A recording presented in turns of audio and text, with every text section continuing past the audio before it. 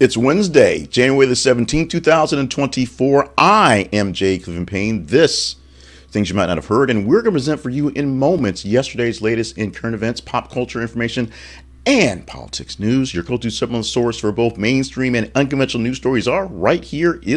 We got you what you may have missed with a little extra context added along the way. Now, in the queue, we have 8 stories from yesterday that were vetted by U.S. Conversational and crafted into this cast here. We'll explain the vetting process at the end of the headlines, plus give you some fun stuff for today. So make sure you stay to the end.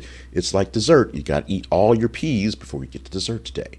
We'll have great stuff for you, and you want more great stuff of what we do, check us out at our website. This is conversationproject.com. That's where you can find more details about what we do every single day. And email us anytime you're in the mood at theconversationinbox@gmail.com. Let's get into the news stories for today. Technically yesterday, Wednesday, January the 17th edition of this. No particular order of the stories, just how they laid out once we went through the vetting process. Story at the first spot for this morning reads like this, or headline does. Jason Kelce tells Eagles teammates he's retiring, sources say. The sources are always a bit suspect, but we heard that after the Eagles lost this weekend in the locker room, Jason Kelce, the older brother of Travis Kelce, the guy that's dating Taylor Swift, is going to step away from football. He's in his middle 30s. He's kind of old in the way of, joints and aches and pains, and essentially doesn't see the path that to keep on going. At some point in time, when you've earned enough money and you've earned enough respect and you've been, a pretty decent guy, you can find other things to do. Jason Kelce, a very engaging person, can find his way to a booth someplace, find his way to a table someplace, find his way doing commentary and probably other things other than just football, as you can see in their podcast, the Kelce Brothers podcast. We'll see how this plays out and whether it is true or not, whether he will stay in the retirement phase of his mind.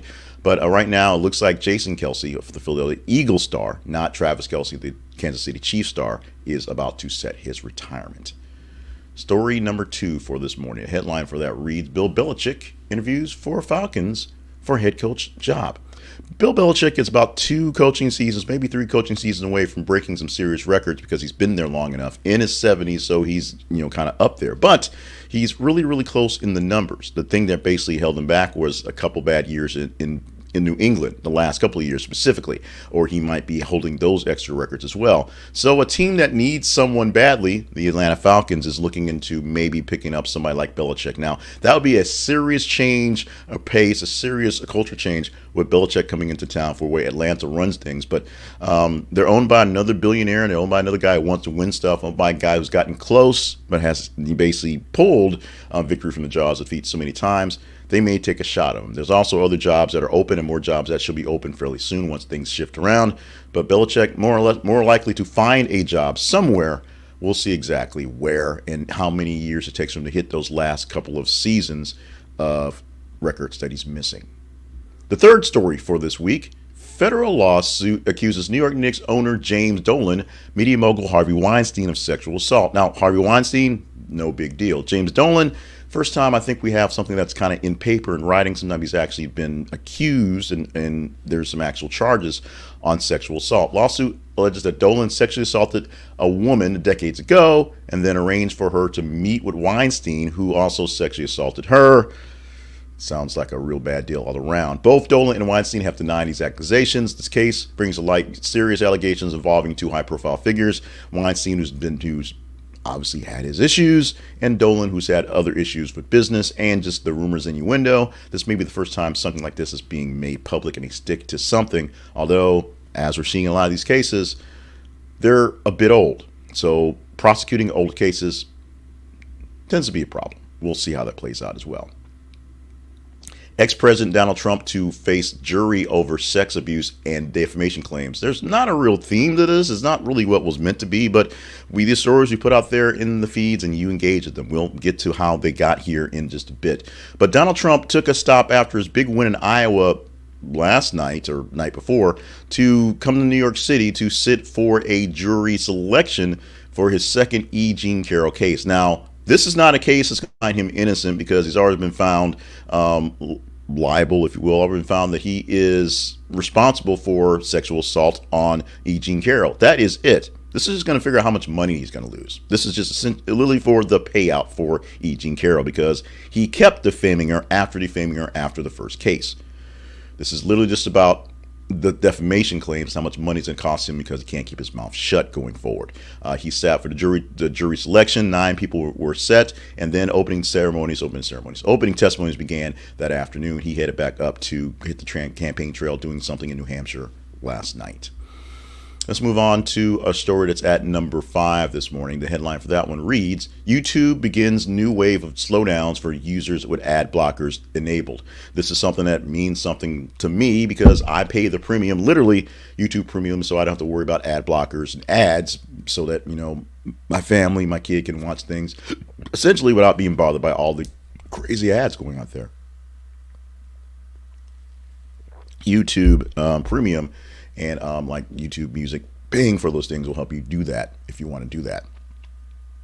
The problem is people don't want to do that, so ad blockers, which have been very popular on various venues, are out there. But YouTube is trying to outlast the ad blockers by slowing down, throttling the speeds, and actually not giving access to various videos because they are ad blocked.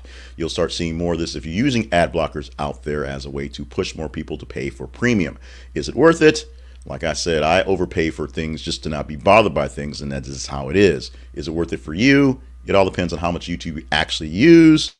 Most people just essentially, ignore the ads and do what they do and have things happen, but it might be actually worth it for you not to deal with some of these things if you've been ad blocking all this time. Our sixth headline for the morning is actually this one. World's oldest dog has title suspended as claim is investigated. The Guinness World Records has suspended the title of World's Oldest Dog for a Portuguese dog named Bobby. The decision follows concerns raised by veterinarians and professionals about the accuracy of the dog's age. Bobby has been recognized for reaching an exceptional age, but further verification is now required to confirm the record. The suspension of the title is a precautionary measure to ensure the authenticity of the records. You can't have dogs faking their age, faking their birth certificates, faking stuff like that to get that ranking. So we'll see if Bobby really is the world's oldest dog, and if not, who actually is the world's oldest dog, and how old is Bobby anyway? There's the real mystery. That's what we need to know. The story that is number 7 this morning, Elton John achieves rare EGOT status with Emmy win for Dodger Stadium farewell concert special. It's hard to believe that he actually did not have all 4 of these awards, the Emmy, the Grammy, the Oscar, and the Tony. Obviously, Oscar-winning music going out there, Grammy-winning music, of course, and Tonys for plays out there. But he never really had much of a TV actual presence. And this special that he had here, even though it's basically streaming, which kind of did there, it's not like he did a TV movie of the week or anything like that. The special he did for this Dodger Stadium farewell concert earned a lot of accolades for being a great concert, and of course, the Emmy, giving Elton John one of these big old EGOT things. I wonder if he can get the Tracy Jordan EGOT fat gold chain and necklace. That would be something awesome, because that's something that Elton John would probably wear just, lounging around the house beyond. That's something that he'd actually wear. Kind of cool on that end. Final story for this morning, story number 8. Uber shuts down alcohol delivery service Drizly 3 years after its purchase. And so it was not something that was original to them. They actually bought the delivery service Drizly, and for about $1.1 billion 3 years ago. The app delivers alcohol, ceases operation in March of 2024. That is literally in about 2.5 months from now. Uber acquired a part of expansion into delivery services beyond the ride sharing because they needed to make sure money was going to be consistent. The decision shutdown comes with changes to Uber's strategy after a significant initial investment, i.e. delivering stuff is not as lucrative as it seems, and there's so many people out there. Delivering booze is not worth the money, the effort, the headaches that it is. Food may be a fairly good thing. Booze, not exactly great for what's going down. This is a section we call errors, apologies, and omissions. Actually, it's apologies, errors, and omissions if I actually read the slide right. This is a part where we do apologies and errors and things that we fixed and we messed up lately. Nothing real to apologize for because I hadn't said anything bad yet, and no errors lately, but we do an omission, a story that's not in the 8 stories because we didn't have really enough time to get in there and couldn't really develop it. But this is a serious one. Coming out of Iowa, Chuck Grassley's name was popped up because the full Chuck Grassley going through all 99 counties in Iowa is a big deal there. Chuck Grassley Grassley, the Republican senator, has been hospitalized with an infection. He's 90 years old, so anytime there's any sort of serious health thing, it gets super serious. We are praying for the fast recovery of Chuck Grassley, whether you like his politics or not. We don't do that around here. We want him to be better, so he's at 100%. So if we're going to fight with him, we're going to fight with him at his top shape, not while he's down. So we are definitely sending out thoughts and prayers to the family of Chuck Grassley as we hope he recovers very, very soon. Now, this is the teaser story of the program. This is where we tell you what story we could talk about tomorrow and how we explain how the stories get here. How the stories get here. Follow us on our feeds on Facebook and Twitter. Facebook.com/This Is Conversation Project and Twitter.com/th_conversation. It's that simple. We post news stories, headlines from various different sources every 50 minutes or so, and you just check your feed, do the internet thing, and see what looks interesting and engage in the stories. Read the ones that you think are cool, because that's what it's supposed to be there for. But like, love, hate, share, engage in the story, show some emotion to the story. The higher engagement score that a story gets, better chance we have of talking about it in the next iteration, this being the Thursday edition tomorrow of Things You Might Have Heard. Now, this headline is one that may not be all that interesting and may not actually flow very well because it's not that much. But here's the deal. ABC News cancels New Hampshire Republican primary debate. There was a debate set for this week in New Hampshire because the actual primary is next week. Nobody's showing up. Caveat that. Ron DeSantis is showing up. Nikki Haley's not going to debate anybody anywhere unless Donald Trump or Joe Biden are involved, which means Trump's not showing up, which means DeSantis is sitting out there essentially town halling it on his own. We shall see what happens if something massive happens. If maybe Trump decides he wants to debate and blast Nikki Haley and DeSantis on their own. But if you want to talk bigger about this story, go to our feed, look for it out there, and engage in this story. This story or other stories you engage in will be in the stories tomorrow. We'll take the top 15 stories of the day, do that Tuesday through Friday, and pull 8 of those stories into the narrative that is the headlines here. On Monday, we take the top 30 stories of the weekend and give you 10 stories there. So 15 stories to choose from. Which 8 will make the cut? We'll see tomorrow morning, 5:50 live for the recording of the issue. Let's get to our sponsor that we're in the spotlight for today. That sponsor happens to be Flowers Fast. Flowers Fast is one of our long-standing sponsors. If you've been following us for a while in some of the iterations we've had for the Conversation Project, we've had them as a big sponsor back when we were just a pure newsletter because they helped us out on that one, and we have them now. This is a group that you need to keep in your back pocket. You need to keep them in your top of mind. That's why we bring them up often, so that when you need Flowers Fast, get it, you can think about Flowers Fast and our link at this. It's theconversationproject.com/flowersfast. Why our link? It's an affiliate link that allows us to get a small commission from your purchase. Why our link? Because when you use our link and we get that small commission, you have the power of FTD florists from around the nation. They will get those flowers to you as quickly as possible. And if you order early enough, because the magic of the internet, you can get flowers same day delivery. It's that simple. It's not just flowers, it's other great gifts such as chocolates and foods and little toy things. You have to go through the full catalog and see what is up for the season. Beautiful flowers, beautiful stuff. Summer sausage, always good, winter or summer. But check them out at Flowers Fast and use our link to help us get the cash. This is theconversationproject.com/flowersfast. This is theconversationproject.com/flowersfast. You can also visit our website to see other of our sponsors to help you out, and they're all affiliate links, so we get a commission back from your purchases directly. Let's talk about purchases directly and the Conversation Project. The Conversation Project lives online at this is theconversationproject.com. Stop by our website to find out more about us in the background. That way, it causes a great ripple effect, a great less disturbance in the force, if you will, where there's less of me having to explain things and more of you just seeing it for your eyeballs. You can find out where we are online at various places in video form, in audio form, in link form, in word form, in printout form via our website. You can see more of our sponsors and see which ones will be best for you. You can visit our partnerships page and decide whether what we're doing is worthy of your extra effort and partner up with us so we can get more stuff done. The free stuff, as I say, the most important things are absolutely free. Take a little bit of time and very little energy, just a little thought. That's going to our feeds on Facebook and Twitter, facebook.com/This Is Conversation Project and twitter.com/th_conversation, going to the feeds and engaging the story so we have something to talk about. You give me something to talk about, I'll talk about it. We'll bring more people in. Go to your email us at theconversationinbox@gmail.com. When you do that, you can tell us what to do better or worse, or not as worse and hopefully a little bit better. And we can conversate via email on how to fix things around here or make things a little less bad, which sometimes is about making it less bad, not more good.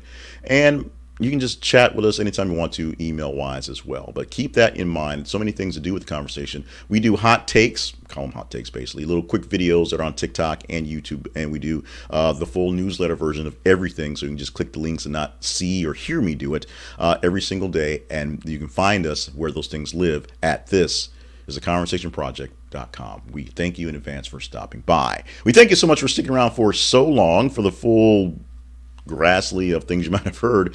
And so now let's have some fun, shall we? Fun stuff. Every single weekday morning we have the fun stuff. Fun stuff always begins with birthdays. Birthdays are the funnest of the fun stuff. Today we are celebrating the life, the legacy, the voice of Mr. James Earl Jones, who has the big, deep baritone voice, starred in many great films, many things on Broadway, and of course, iconic as the voice of Darth Vader. 93 years old on the day for James Earl Jones. Also iconic for the voice of CNN, although it's not used exclusively, just in small clips.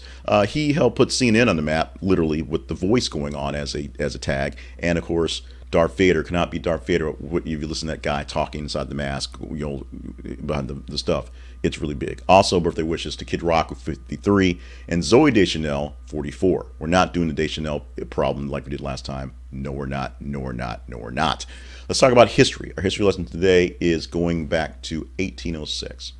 In 1806, we have the first child born in the White House, James Madison Randolph. There was a son of Thomas Mann Randolph and Martha Jefferson Randolph, the daughter of President Thomas Jefferson. Jefferson's grandbaby, first baby born in the actual White House. And on this day, the 17th of January, it is Ditch New Year's Resolutions Day. Sounds like kind of a terrible day to put out there, but here's the deal. Most New Year's resolutions have already been blown up since 2 days ago, even 3 days ago. I think the official day is basically 10 to 12 days, and the New Year's resolution is gone. So at this time, you have to face the music, face the facts, look into the mirror, and see if it's the time to give up on that New Year's resolution. If it's not, more power to you. It's actually a goal, not some little fluffy thing. Keep on pushing.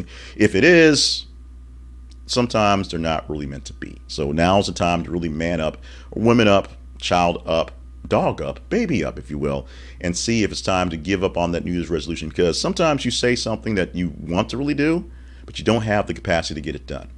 So you need to retool it, step aside, and turn it into an actual long-fitting goal to work with. I'm a guy who works with goals and personal development, so this is something that is near and dear to me. But it may be the time to stop calling a resolution, go back to the drawing board, take out some paper, and really work on the issue and see if the resolution should be a true goal that you can actually work on. Poll question for this morning, or all day, if you will, is the Supreme Court wielding too much power and influence? Supreme Court, as the third branch of our federal government, is about to be there to essentially help the checks and balances of things, make sure that things do line up with the Constitution, what the framers intended, and how we as people are sort of leaning at the moment. Right now, the Supreme Court has the power to affect the next upcoming election that's coming up in 10 months, and a whole lot of other things that have been rights that essentially they gave us or took away from us many years ago. We're debating them now in a whole new situation, a new light, not necessarily with different circumstances, but just because time has changed and the people who want to fight them are still trying to fight them. Legacy stuff. Does the Supreme Court deserve all that power is a different question.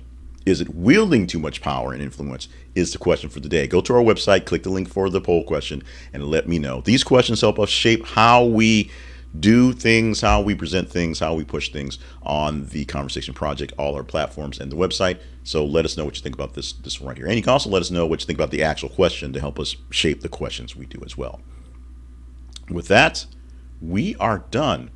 It's the Wednesday, January 17th, 2024 edition of Things You Might Have Heard. Stay limber, stay hydrated, stay on task for all the grand things that you are here to do and do for all of us. Watching this thing is one thing, but being there for friends and family is what's really important. Stop by our website. And make sure you stop by our feeds. Check out the partnerships page if we are deemed worthy.